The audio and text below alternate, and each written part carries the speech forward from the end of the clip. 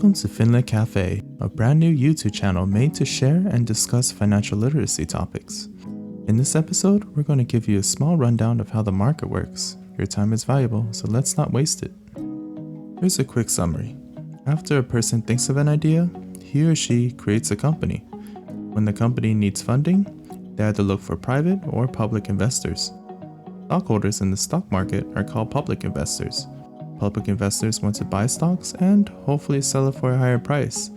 The price of a stock in the stock market is determined by the public investor's perception of a company's future, performance, and several other variables. Now, if you need more explanation, feel free to watch the rest of this video. And of course, a like and subscribe would be much appreciated. We've all had multi-million-dollar ideas, but what's it take to actually pull it off? Usually what happens is that you'll gather a group of people, create a prototype or a draft, and if it looks feasible, you'll hire a couple of people and turn your idea into a private company. But what happens when you want to grow but you don't have enough money or capital?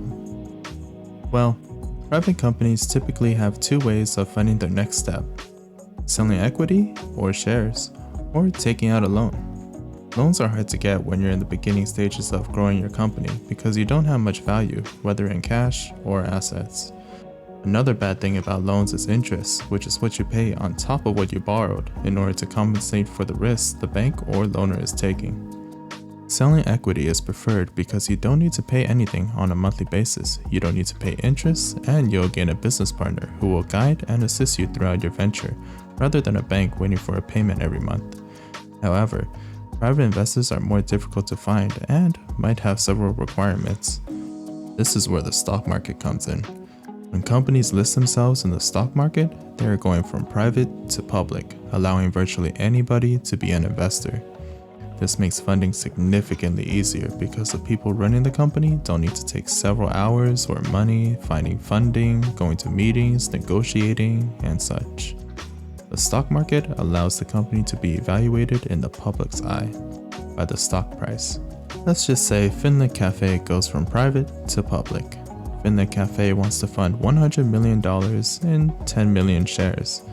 Their public offering price is $100 million divided by 10 million shares, which is $10 a share. People can snatch FinLit's shares for $10 a share before they go into the main market by buying FinLit's initial public offering, or IPO. Once FinLit's 10 million shares are in the market, FinLit has been funded $100 million. Meanwhile, the price per share is being evaluated by the public every single second.